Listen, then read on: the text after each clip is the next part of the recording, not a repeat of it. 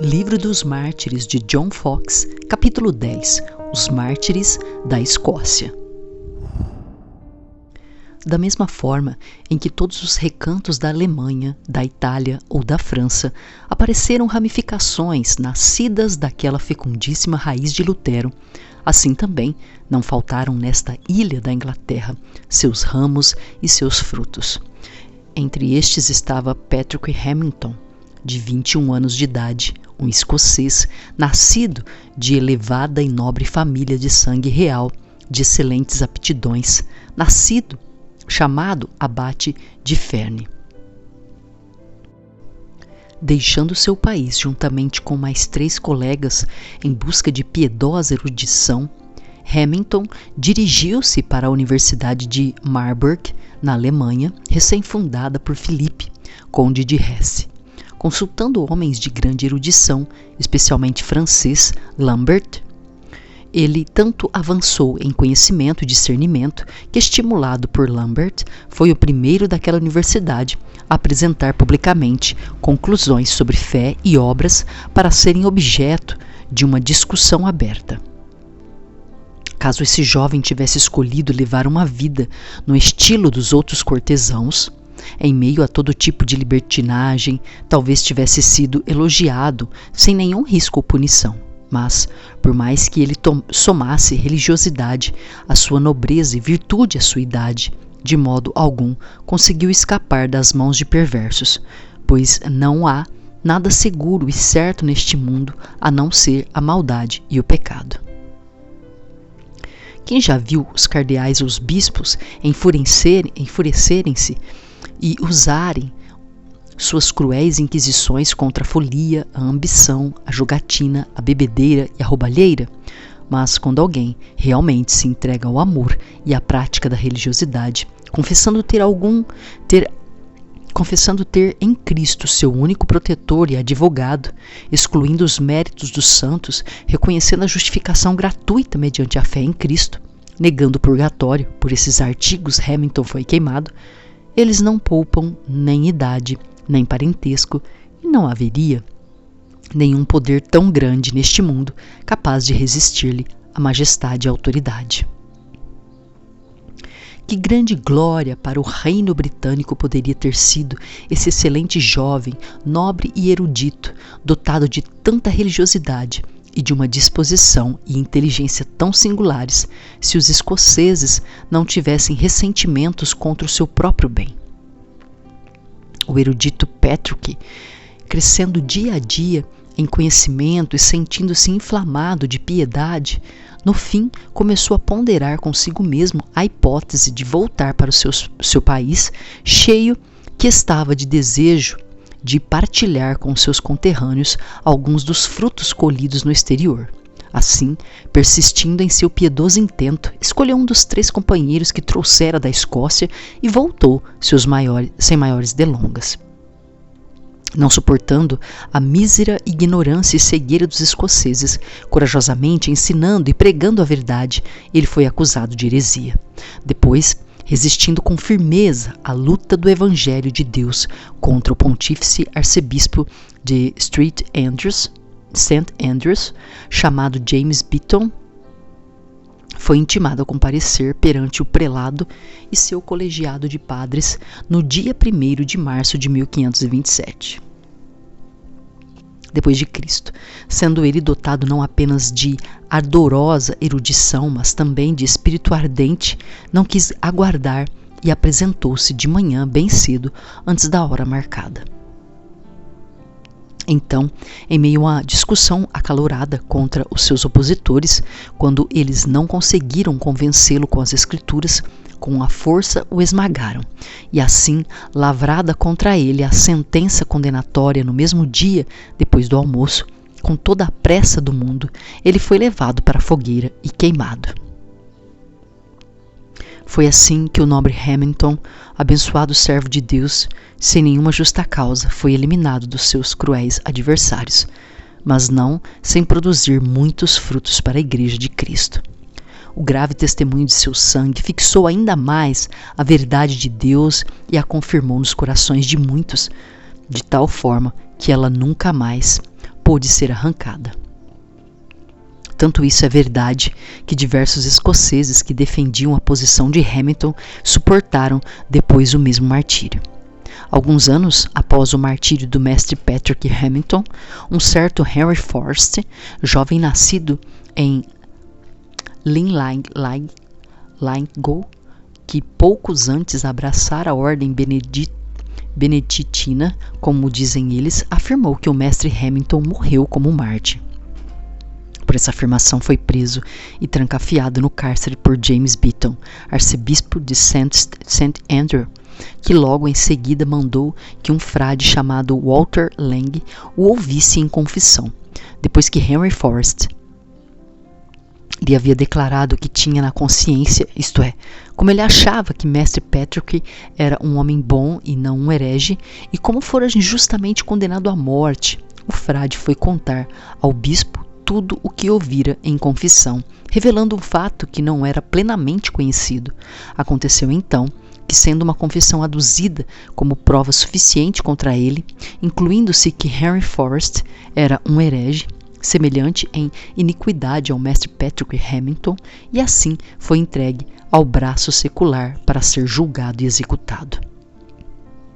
Chegado o dia de sua morte, quando devia antes ser rebaixado, ele foi conduzido à presença do clero, reunido num campo verdejante entre o castelo de St. Andrews e um outro lugar chamado Monymail.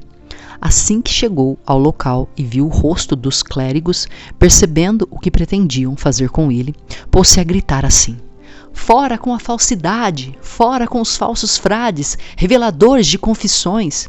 Que a partir de hoje ninguém jamais confie nos falsos frades que desprezam a palavra de Deus e enganam os homens." Depois do rebaixamento, ele foi executado por seu fiel testemunho à verdade de Cristo e ao seu evangelho, ao lado norte da igreja da abadia de St. Andrews, para que todos os habitantes de Forfar pudessem vir à fogueira e assim tivessem medo de ceder à doutrina que eles chamavam de heresia. Um ano após a morte de Henry Forrest, ou mais ou menos isto, James Hamilton de Linlithgow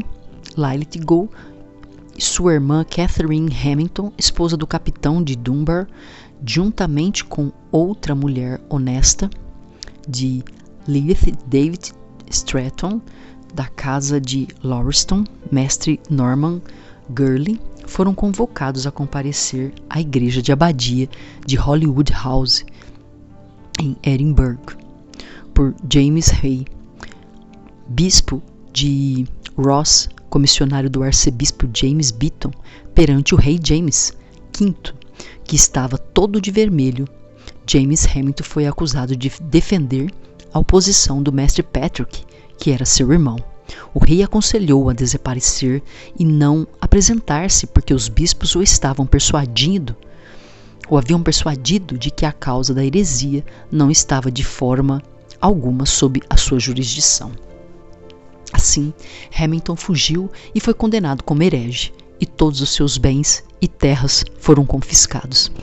Catherine Hamilton, sua irmã, apresentou-se na tribuna e foi acusada de uma terrível heresia, a saber, de que suas obras não poderiam salvá-la.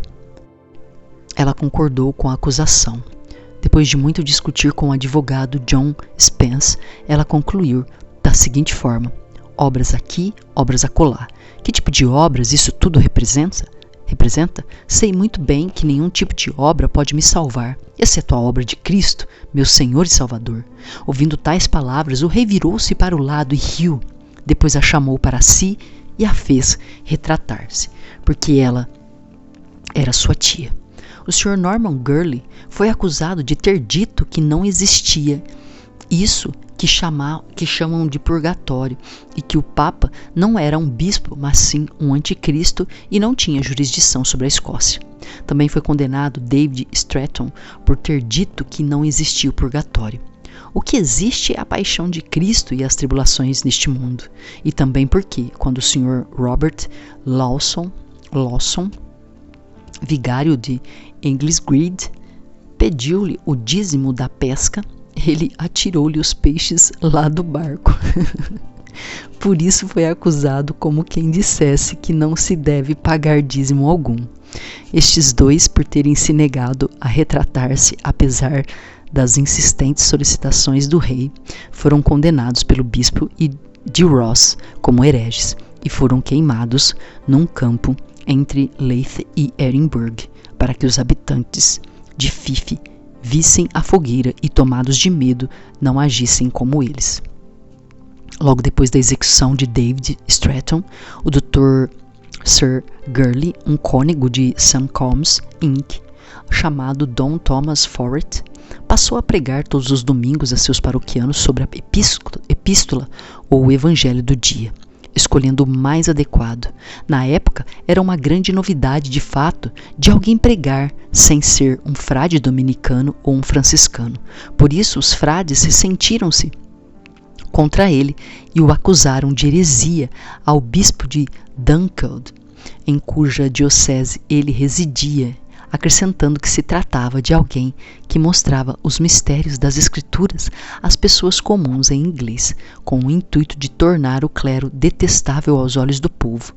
O bispo de Dunkeld, levado pela incitação dos frades, chamou o referido Dom Thomas e disse-lhe: "Meu querido Dom Thomas, eu gosto muito do Senhor e por isso mesmo preciso dar-lhe alguns conselhos sobre como conduzir-se e comportar-se."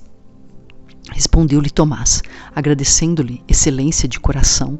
Então o bispo começou a aconselhar-o da seguinte forma: "Bispo, meu querido Dom Thomas, soube que o Senhor prega a seus paroquianos sobre a epístola ou outro evangelho todos os domingos e que o Senhor não recolhe o dízimo de seus paroquianos sobre o gado e sobre os tecidos, o que é muito prejudicial para os eclesiásticos, como também é demais pregar todos os domingos, pois agindo assim pode levar o povo a pensar que nós também deveríamos fazer o mesmo.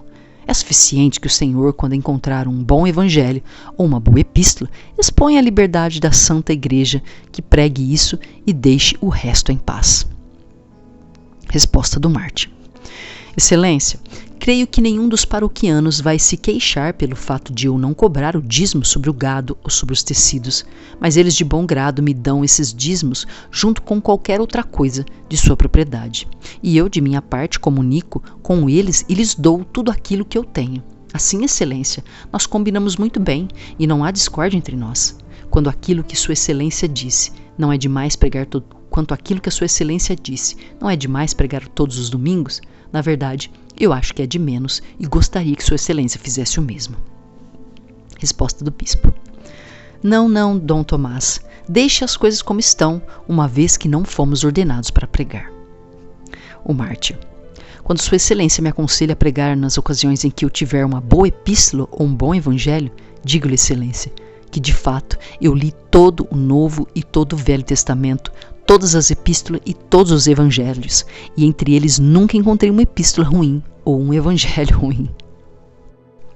Mas se Sua Excelência me mostrar as boas epístolas e os bons evangelhos, e depois as epístolas ruins e os evangelhos ruins, então eu pregarei o que é bom e omitirei o que é ruim." Resposta do bispo: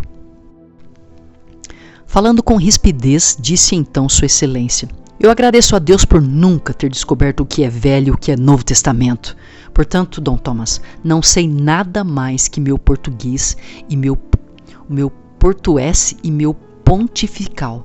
Siga o Senhor o seu caminho e esqueça todas as fantasias, pois se insistir nas suas opiniões errôneas, arrepender-se-á depois quando já não puder corrigi-las." Resposta do Mártir: "Confio que minha causa é justa perante Deus, portanto não peso muito as consequências." E assim se despediram então Sua Excelência e Dom Tomás Foret.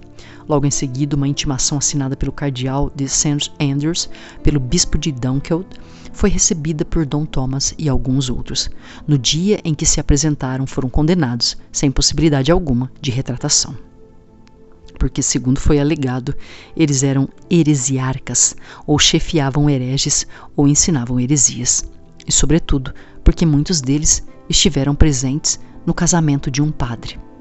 Era o vigário de Tillybuth, perto de Stirling, e comeram carne na quaresma, durante o banquete de bodas. Assim, foram todos queimados no morro do castelo em Edimburgo. Houve um decreto do parlamento durante o governo do Lord Hamilton, conde de Arran, concedendo a todos os homens do reino da Escócia o privilégio de ler as escrituras na sua língua materna, excluindo-se, todavia, qualquer discussão, conferência ou convocação de povo para ouvir a leitura ou explicação das escrituras. Essa liberdade de leitura privada não deixou de dar seus frutos, de modo em que várias partes da Escócia abriram-se os olhos dos eleitos de Deus para ver a verdade e enfastiar-se com as abominações papistas. Entre os frutos, contam-se alguns representantes da cidade de St. John.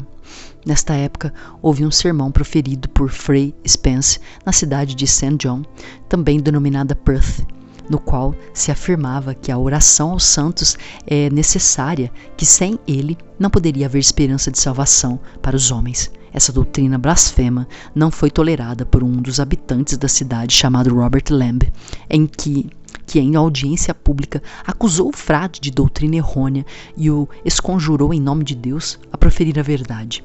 Tomado de medo, o frade prometeu fazê-lo, mas a confusão, o tumulto e a agitação do povo cresceram tanto que ele não pôde ter sua audiência. Nessa época, no ano de 1543 d.C., os inimigos da verdade conseguiram de John Charterhouse, que defendia a verdade e era preboste de Perth, fosse deposto de seu cargo por autoridade do governador, e que um papista chamado Sir Alexander Marbeck fosse escolhido para ocupar seu lugar, a fim de que eles pudessem mais facilmente levar a termo seu perverso e ímpio empreendimento. No dia de São Paulo vieram para a cidade de São John o governador e o cardeal, o conde de Argyll, junto com os outros membros da nobreza. Embora muitos fossem acusados dos crimes de heresia, como diziam eles, todavia, apenas os seguintes foram presos: Robert Lamb, William Anderson, James Hunter, James Ravenson, James Finlayson e sua mulher, Helen Stirk. Todos estes passaram a noite trancados na Torre Spey. Ao amanhecer, quando todos foram trazidos para serem julgados, eles foram acusados de violar o decreto do parlamento, apresentado acima, promovendo conferências e assembleias para ouvir a explicação das escrituras, o que contrariava o teor do decreto. Lamb foi especialmente acusado por interromper o frade do púlpito, fato que ele não apenas confessou, mas confirmou com convicção, dizendo que ninguém que conhece a verdade tinha o dever de ouvir ataques contra ela sem contradizê-los. Por isso mesmo, vários dos que estavam presentes àquele julgamento e escondiam seu conhecimento da verdade deveriam sentir o peso da presença de Deus por consentir com aquilo. O mencionado Robert, William Anderson e James Ravenson foram acusados de pendurar a imagem de São Francisco por uma corda, pregando-lhe chifres de bode na cabeça e um travesseiro de vaca nas costas, e por comerem um ganso na véspera do dia de Todos os Santos. James Hunter, homem simples e sem erudição, cuja profissão era a de açougueiro, não podia ser acusado de grandes conhecimentos doutrinários. Todavia, sendo que muitas vezes fora visto na companhia de outros, também foi acusado. A mulher chamada Helen Stark também foi acusada porque durante seus partos não costumava invocar a Virgem Maria, conforme era aconselhada pelos seus vizinhos, mas apenas a Deus por amor a Jesus Cristo, e também por ter dito que se ela mesma tivesse existido no tempo da Virgem Maria, Deus poderia ter voltado para sua humildade e condição simples, do mesmo modo que olhou para a Virgem para fazê-la mãe de Cristo, querendo com isso dizer que não havia méritos na Virgem que lhe merecessem a honra de ser feita mãe de Cristo, de preferência a todas as outras mulheres. Foi apenas a livre misericórdia de Deus que a elevou para aquele estado. Tais palavras pronunciadas perante os membros do clero e de toda uma multidão foram consideradas execráveis ao extremo. Mencionando James Ravenson a construir uma casa Ao construir uma casa, colocou no alto do quarto patamar da escada um diadema com uma tríplice coroa esculpida em madeira. O cardeal interpretou o fato como uma zombaria de seu chapéu de cardeal. Lavrada a sentença, todos tiveram suas mãos amarradas. Os homens foram tratados com crueldade. Vendo isso, a mulher, que quis ser igualmente amarrada junto com seu marido, igualmente amarrada junto ao seu marido por amor a Cristo. Houve uma grande intercessão da cidade junto ao governador em prol das vidas dessas pessoas. Ele pessoalmente dispunha-se a libertá-las, mas estava tão preso à sanha cruel dos padres, que não pôde fazer o que preferia. Isto mesmo, eles ameaçaram colaborar com os inimigos dele para o depor, caso ele não apoiasse a sua crueldade. Os mártires foram conduzidos por uma grande tropa armada. Temia-se uma rebelião na cidade, caso não houvesse a proteção dos soldados, para o local da execução, o mesmo local comum a todos os ladrões, a fim de com isso tornar sua causa mais odiosa aos olhos do povo. Cada um deles confortando o outro e tendo certeza de que iriam cear juntos no reino dos céus, naquela noite eles se recomendaram a Deus e morreram firmes no Senhor. A mulher desejava ardentemente morrer com o marido, mas isso não lhe foi dado. Todavia, acompanhando-o até o lugar da execução, ela o confortava, exortando-o a perseverar com paciência pelo amor de Cristo. Aleluia! Ao despedir-se dele com um beijo, disse: marido, alegre-se, pois passamos juntos dias felizes, mas o dia de hoje, quando nós dois devemos morrer, há de ser o nosso dia mais feliz, pois haveremos de alcançar o gozo eterno. Aleluia! Portanto, não lhe digo boa noite, já que logo nos encontraremos no gozo do reino do céu. A mulher, depois disso, foi retirada do local e levada para morrer afogada. Tinha consigo uma criança de peito, mas o fato não comoveu os corações cruéis dos inimigos. Assim, depois que ela recomendara os seus filhos aos vizinhos da cidade, pelo amor de Deus, e entregar a criancinha à sua babá, selou a verdade com sua morte. Aleluia! Com o máximo carinho, considere, gentil leitor, a forma nada caridosa da acusação do mestre George Wishart, efetuada pelos cruéis inimigos da fé em Cristo. Pondere a raiva furiosa e a crueldade trágica da maldosa igreja da perseguição desse abençoado homem de Deus. Pondere também, no sentido contrário, suas respostas extremamente piedosas e humildes, sem medo nenhum, sem respeitar as arrogantes ameaças e violentas insinuações deles, mas respondendo com caridade e sem vacilações verbais, sem mudar de fisionomia. Eu julguei pertinente deter-me um pouco sobre a vida e conversação desse homem de Deus, de acordo com o que recentemente chegou às minhas mãos, confirmado por escrito por um dos alunos dele, chamado Emery Tunney, cujas palavras são as seguintes. Por volta do ano do Senhor de 1543, havia na Universidade de Cambridge um certo Mestre George Wishart, geralmente chamado de Mestre George, da Faculdade Bennett. Era um homem da estatura alta, cabeça raspada, que usava sempre uma boina francesa redonda da melhor qualidade. Era considerado um tipo melancólico por sua fisionomia, cabelos pretos, barba longa e personalidade agradável. Era bem falante, como são os escoceses. Cortês, humilde, amável, ensinava com prazer, aprendia com avidez e viajava muito. Vestia-se com uma beca de frisa que descia até os pés, um gibão preto de fustão, meias pretas lisas, camisas de linho cru e punhos brancos, dos quais pediam fitas brancas. Ele era um homem modesto, temperado, que temia a Deus e detestava a cobiça. Sua caridade nunca tinha fim. Nem de noite nem de dia, abstinha-se de uma em cada 3 refeições e jejuava um dia em cada 4, tomando apenas alguma coisa para conforto da natureza. Dormia sobre um puff duro de palha coberto por lençóis de algodão cru e quando os trocava desfazia-se deles. Tinha geralmente uma tina de água junto ao leito, na qual, quando os seus estavam na cama, A vela apagada e tudo em silêncio, ele costumava banhar-se. Tinha um grande carinho por mim e eu por ele. Lecionava com grande modéstia e seriedade, de modo que alguns de seus alunos o consideravam severo e queriam matá-lo. Mas o Senhor era a sua defesa, e ele, depois de corrigir-lhes devidamente a malícia, por meio de boas exortações, conseguia emendá-lo e depois seguia seu caminho, como eu queria que o Senhor não o tivesse levado de mim, seu pobre servo. Como eu queria que ele tivesse terminado o que iniciara, mas ele foi para a Escócia com vários outros membros da nobreza, que se apresentaram ao rei Henry para selar um tratado.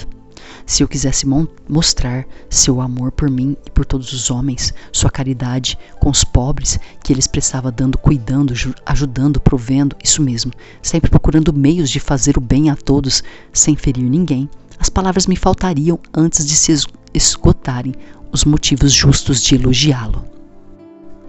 Enquanto o mestre George Wistard se encontrava preso no castelo de St. Andrews, fui ter com ele o deão da cidade que, seguindo as ordens e os perversos conselhos do cardeal, intimou o mestre a comparecer na manhã seguinte perante o juiz, para então explicar sua sediciosa e herética doutrina.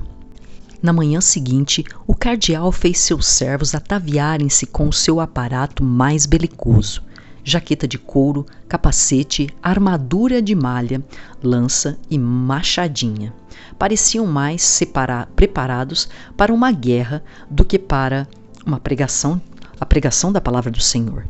Depois que esses campeões armados, marchando em formação de combate, acompanharam os bispos em sua entrada na igreja de abadia, mandaram buscar o mestre George Wishart, que foi levado para a igreja pelo capitão do castelo, acompanhado de 100 homens igualmente vestidos para a guerra. Como um cordeiro, eles os conduziram para o sacrifício. Quando entrava pela porta da igreja, viu um pobre que ali jazia sofrendo graves enfermidades, pedindo esmolas. Atirou-lhe sua bolsa. Quando chegou à presença de sua excelência, o cardeal, subprior da abadia, chamado John Wainwright, ocupou o púlpito e fez um sermão perante toda a congregação ali reunida. Terminado o sermão, fizeram o mestre George subir ao púlpito para ali ouvir a sua acusação. Contra ele postou-se John Lander, um membro do rebanho que o mestre alimentara, cheio de maldições contidas num escrito que agora segurava em suas mãos. Um rolo comprido e repleto de ameaças, maldições e palavras de rancor diabólico e maldade. Dirigiu ao inocente mestre George tantos termos cruéis e abomináveis, ferindo-o de forma tão rancorosa com as fulminações do Papa, que o povo ignorante temia que a terra o engolisse ali mesmo, no ato. Não obstante isso tudo, o acusado se mantinha imperturbável, ouvindo aquelas palavras sem mover-se, sem mudar de fisionomia uma vez sequer. Quando essa porca bem alimentada terminou a leitura de suas ameaças mentirosas, o suor lhe escorrendo pela cara e a boca espumando como a de um varrão, ele cuspiu no rosto de mestre George, dizendo: "Que respondes tu essas palavras? Seu renegado, traidor e ladrão, nós temos tudo bem provado contra ti." Ouvindo isso, mestre George ajoelhou-se no púlpito. Terminada sua oração, dócil e cristamente respondeu a todos da seguinte forma: "É justo e razoável que suas consciências conheçam minhas palavras e minha doutrina e o que ensinei, para agora morrer injustamente, com grande perigo para as almas dos senhores. Por isso, tanto para a glória de Deus, quanto para o bem espiritual dos senhores e salvaguarda de minha vida, eu imploro que suas consciências me deem ouvidos. Enquanto isso, apresentarei minha doutrina sem nenhuma distorção." Subitamente, aos gritos, interrompeu o acusador, a porca bem alimentada: "Seu herege, renegado, traidor e ladrão, tu não tinhas o direito de pregar, tu tomastes o poder em tuas próprias mãos sem autorização da igreja."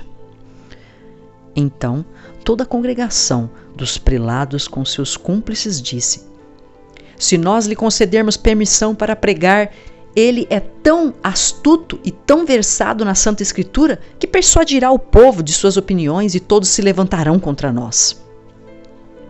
Mestre George, percebendo o maldoso intento dos circunstantes, apelou à autoridade do governador contra sua eminência, o cardeal, para que agisse como um juiz imparcial e justo. Grunhindo, respondeu-lhe o acusador John Lander. Por acaso sua eminência, o cardeal, não é a segunda pessoa deste reino, chanceler da Escócia, arcebispo de St. Andrews, bispo de Marypois, comendador de Aberbrooke, Letatus aletere, e foi recitando tantos títulos de desprezíveis distinções que eles seriam suficientes para carregar um navio e muito mais um asno. Por acaso disse John Lander, ele não é um bom juiz, na tua opinião? Quem queres que seja teu juiz? A isso respondeu esse homem humilde, dizendo, eu não rejeito sua eminência, o cardeal, mas desejo que meu juiz seja a palavra de Deus e o poder temporal, e que alguns dos senhores sejam seus auditores, pois estou aqui como prisioneiro de sua excelência o governador. Ouvindo isso, os orgulhosos e desdenhosos circunstantes riram-se dele, e sem demoras o teriam sentenciado se alguns homens não tivessem aconselhado o cardeal a reler os artigos de acusação e ouvir as respostas do acusado, e assim evitar que o povo se queixasse de sua condenação injusta. Eles retiraram do local o povo comum cujo desejo sempre for ouvir o pronunciamento daquele inocente. Então, os filhos das trevas pronunciaram sua sentença definitiva sem respeito algum pelo julgamento de Deus. Depois que isso fora dito e feito, o cardeal mandou que os torturadores reconduzissem o manso cordeiro para o castelo, onde ele devia aguardar até que a fogueira estivesse pronta. No castelo, vieram procurá-lo um frade com um colega dizendo, Senhor, vós deveis confessar-vos conosco. Respondeu ele, não me confessarei convosco. Quando a fogueira e o patíbulo estavam prontos, sua eminência, o cardeal, temendo que mestre George viesse a ser liberado por seus amigos, ordenou que toda a sua artilharia do castelo se dirigisse para o local da execução e deu ordens expressas para que todos os atiradores ficassem de prontidão junto às ruas, junto às suas armas, até a hora que ele estivesse queimado. Tomadas essas previdências, amarraram as mãos de mestre George atrás das costas e o conduziram com seus soldados para o local de perversa execução. Ao sair da porta do castelo, ele encontrou-se com alguns mendigos pedindo uma esmola pelo amor de Deus. Respondeu-lhes ele, não tenho mãos com que lhes dar uma esmola, mas que o misericordioso Deus, que pela benignidade e abundância de sua graça alimenta todos os homens, digne-se suprir vossas necessidades, quer do corpo, quer da alma. Em seguida vieram ao seu encontro 2 frades, dizendo, Mestre George, reze a Nossa Senhora para que ela seja mediadora entre o Senhor e seu filho. Respondeu-lhe George, pacientemente, parem com isso, não me tentem, meus irmãos. Em seguida foi conduzido para a fogueira com uma corda ao pescoço e uma corrente de ferro em volta da cintura. Ao chegar à fogueira, ele caiu de joelhos e depois levantou-se, repetindo 3 vezes essas palavras. Ó tu, Salvador do mundo, em tuas santas mãos entrego o meu espírito. Feita essa oração, ele voltou-se para o povo e disse, por amor à palavra e ao verdadeiro evangelho que me foi dado pela graça de Deus, hoje padeço nas mãos dos homens, não com mágoa, mas sim com alegria em meu coração e mente. Por esta causa fui enviado para padecer neste fogo por amor de Cristo. Olhai, contemplai o meu rosto, e não vereis mudar de cor. Deste fogo terrível eu não tenho medo. Sei com certeza que minha alma hoje à noite participará de um banquete com Cristo, meu Salvador. O carrasco, indicado para executá-lo, caiu de joelhos, dizendo, Senhor, peço que me perdoes, pois não sou culpado de sua morte. Ele ouviu a seguinte resposta, venha cá. Quando o carrasco se aproximou, o Marte beijou o rosto e disse, veja, este é o sinal do teu perdão. meu amigo, faça o seu serviço. Depois ele foi posto sobre o cadafalso, enforcado e transformado em cinzas. Contemplando a grande tortura, o povo não conseguiu controlar suas lamentações e dor, chorando o abate de um cordeiro inocente. O mestre George Wishart, homem abençoado por Deus, foi levado à morte por David Beaton, o cruel arcebispo e cardeal da Escócia, no dia 1º de março de 1546 d.C. Não muito tempo depois, David Beaton, próprio graças à justa vingança do poderoso juiz de Deus, foi assassinado dentro de seu próprio castelo em St. Andrews pelas mãos de um certo Leslie e outros senhores que, movidos pelo Senhor, subitamente atacaram o arcebispo em seu leito e o assassinaram no último dia de maio do mesmo ano. Enquanto ele gritava: "Socorro, socorro, não me matem, eu sou um sacerdote!" E assim, como um açougueiro, ele viveu e como um açougueiro morreu. Ficou mais de 7 meses insepulto. No fim, foi enterrado numa esterqueira como uma carniça. A David Beaton sucedeu John Hamilton como arcebispo de St. Andrews. Este, não querendo de modo algum ficar atrás do predecessor na tarefa de aumentar o número de santos mártires de Deus, convocou para ser julgado um certo pobretão com o nome de Adam Wallace. Aqui estão a natureza e forma de sua história. Sobre um cadafalso bem perto do muro da chancelaria da igreja dos beneditinos de Edimburgo, ocupando assentos ali dispostos, instalou-se Sua Excelência o governador. Atrás dele estava todo o Senado. Ocupava o púlpito Mestre John Lander, vigário de Marbottle, como acusador, vestindo uma sobrepeliz e capuz vermelho. Foi introduzida Adam Wallace, em aparência um homem pobre e sozinho, conduzido por John Cumnock, um servo do bispo de St. Andrews, e colocado no meio de cadafalso. Ordenaram-lhe que olhasse para o acusador, que lhes perguntou qual era o seu nome. Respondeu ele: Adam Wallace. O acusador perguntou-lhe em seguida onde ele havia nascido. A 2 milhas de Fale, disse ele. Conforme a graça que Deus me dá, e creio que não disse nada para ofender ninguém. Oxalá, disse o acusador, você nunca tivesse falado, pois hoje você foi intimado a apresentar-se aqui por crimes tão horríveis de heresia nunca antes imaginados neste país. Wallace respondeu que ele não dizia nada que não estivesse de acordo com a santa palavra, como ele a entendia, e ele manteria sua posição até o dia que recebesse melhores instruções das Escrituras, enfrentando até a morte. Se os senhores me condenarem por defender a palavra de Deus, terão de prestar contas por meu sangue inocente, quando houver o julgamento perante o tribunal de Cristo. Então condenaram e entregaram ao preboste de Edimburgo para ser queimado num morro do castelo. O preboste mandou trancá-lo na casa mais elevada da cidade, com ferros prendendo-lhe as pernas e o pescoço, e encarregou Hugh Terry, um ignorante, ministro de Satanás, um dos bispos, para que lhe dessem instruções, uma vez que ele não queria comunicar-se com ele.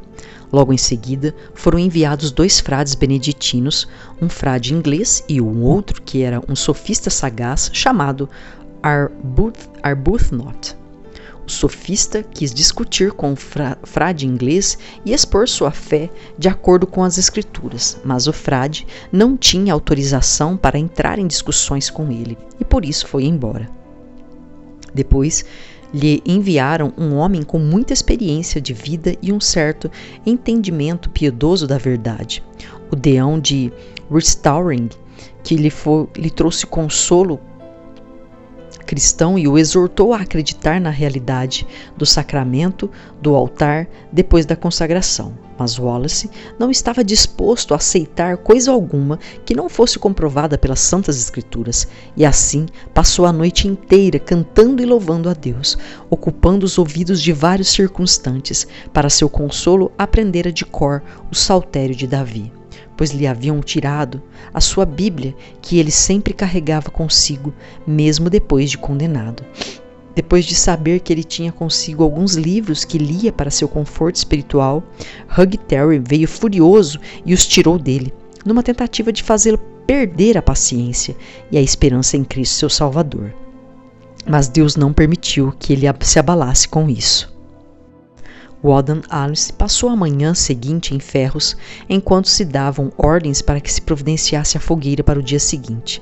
Nesse dia, o deão de Restoring veio novamente ter com ele para discutir. As respostas foram as mesmas que antes, que ele, sobre a fé, não diria nada que não tivesse de acordo com as Escrituras, mesmo que um anjo viesse do céu para persuadi-lo do contrário. Depois voltou Hugh Terry e o examinou de acordo com seu velho método. Disse que antes do anoitecer expulsaria de Wallace os demônios. Ouviu a seguinte resposta: melhor seria se o Senhor fosse um homem piedoso para me consolar em minha aflição. Quando eu soube que o Senhor viria, orei a Deus para poder resistir às suas tentações, e agora agradeço a Ele por ter me capacitado para isso. Portanto, rogo-lhe que me deixe em paz, perguntou em seguida a um dos oficiais presentes.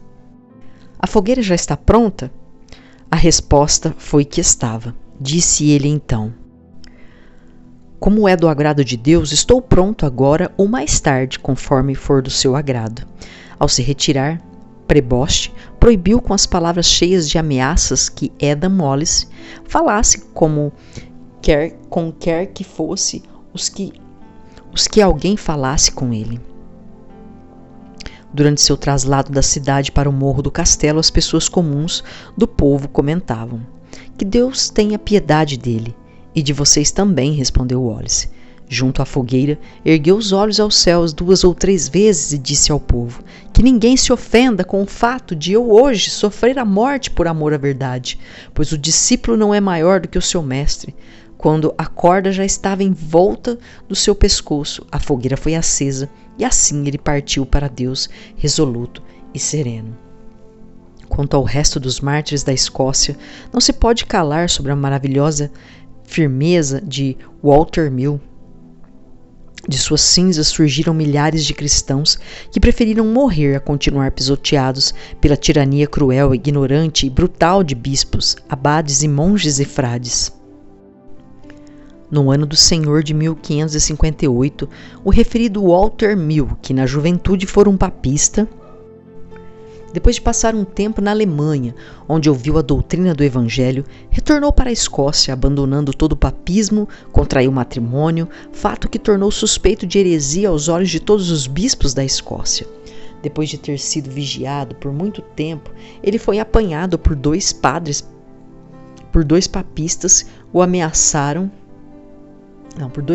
papistas e levado para St. Andrews, onde foi trancado no castelo.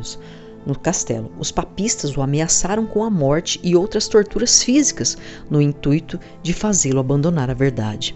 Mas vendo que nada conseguiam com esses métodos e que ele permanecia firme e constante, eles se esforçaram para persuadi-lo com belas promessas e ofereceram o dote vitalício de um monge na abadia de Dunfermline,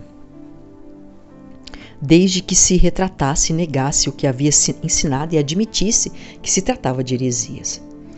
Ele, porém, continuou na verdade até o fim, desprezando tanto as ameaças quanto as belas promessas. Walter Mill foi conduzido à igreja metropolitana de St. Andrews, onde foi colocado no púlpito perante os bispos para ser acusado.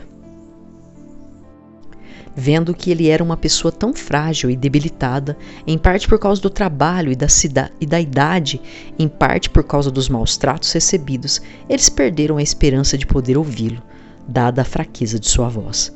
Mas, quando ele começou a falar, fez a igreja ecoar novamente com tal coragem e força que os cristãos presentes que os cristãos presentes se sentiram exultantes na mesma proporção em que seus adversários ficaram confusos e envergonhados. Estando ele ajoelhado sobre o púlpito, orando, Andrew Oliphant, um dos padres do arcebispo, ordenou-lhe que se levantasse, dizendo: Sir Walter Mill, levante-se e responda às acusações, pois o Senhor está detendo Sua Excelência por um tempo demasiado longo. Terminada sua oração, Walter Mill respondeu-lhe: O senhor me chama de Sir Walter? Pode chamar-se simplesmente Walter.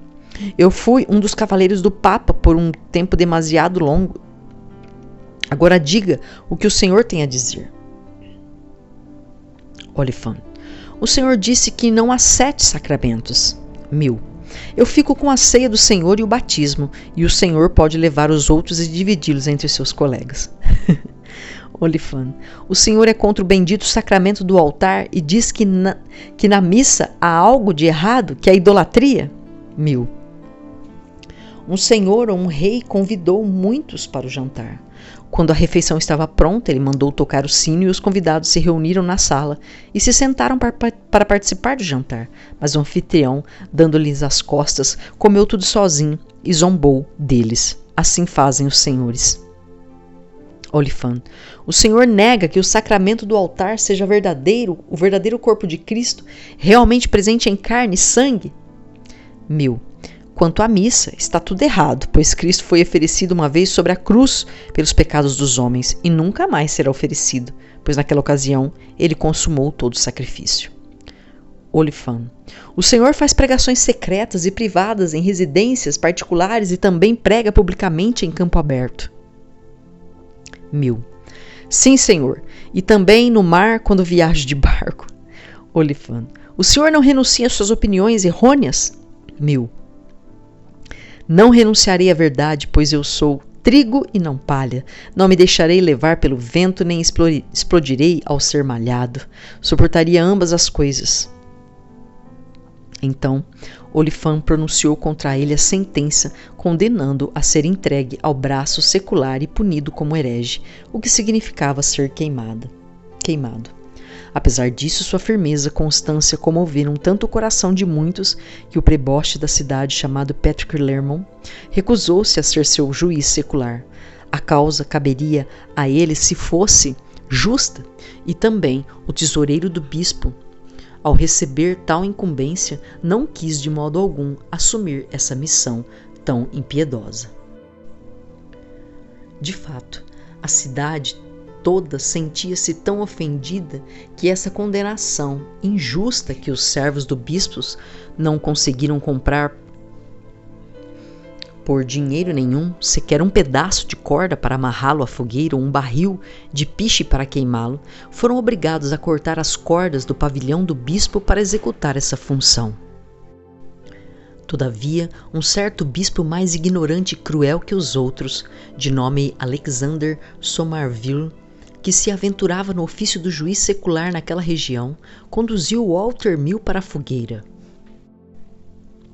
Ali, contrariando toda a razão natural do ser humano, sua coragem e resistência cresceram dentro dele muito mais, o que deixou claro aos olhos do povo que sua causa era justa e que estava sendo executado um inocente.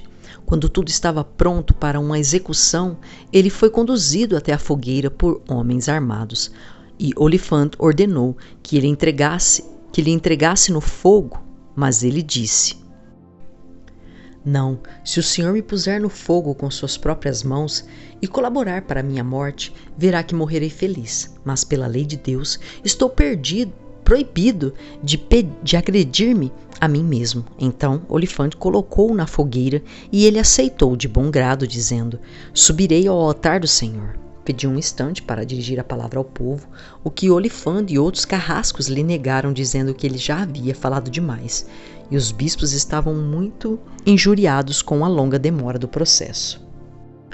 A esta altura, alguns jovens mandaram ao diabo tanto os carrascos quanto os bispos seus superiores, dizendo que haveriam de lamentar aquele dia e pedindo que Walter dissesse o que tinha a dizer. E assim, depois de fazer de joelhos sua humilde súplica a Deus, levantou-se, manteve-se de pé sobre as brasas e disse o seguinte: Queridos amigos, a causa pela qual eu padeço nesse dia não se refere a nenhum crime imputado contra mim, embora eu seja um miserável pecador perante Deus, mas refere-se a apenas à defesa da fé em Jesus Cristo que nos é apresentada no Novo Testamento. Por essa fé, como os fiéis mártires de bom grado se sacrificaram na certeza de que, depois da sua morte corporal, teriam a felicidade eterna, assim eu hoje louvo a Deus por sua misericórdia, que me escolheu dentre os seus servos para selar a sua verdade com a minha vida, que eu dele recebi e assim de bom grado ofereço para a sua glória. Portanto, para fugir à morte eterna, não vos deixeis seduzir pelas mentiras de padres, monges, frades, priores, abades, bispos e todo o resto da seita de anticristo. Contai apenas com Jesus Cristo e sua misericórdia, para que possais vos livrar da condenação. Durante a sua fala, houve um grande pesar e lamentação na multidão.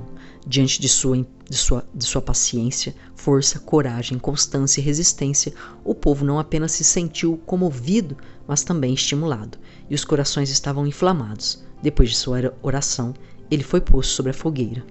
Já estava no fogo quando disse: Senhor, tem piedade de mim. Orem todos, ó povo, enquanto é tempo. E assim ele partiu. Depois disso, graças ao justo juiz de Deus, no mesmo lugar onde o Walter Mill foi queimado, na época da Reforma foram queimadas as imagens da grande igreja da abadia, insuperáveis em número e preciosidade. Confira o próximo capítulo, Vida, Atos e Feitos do mestre Hugh Latimer, famoso pregador e mártir de Cristo e do Evangelho.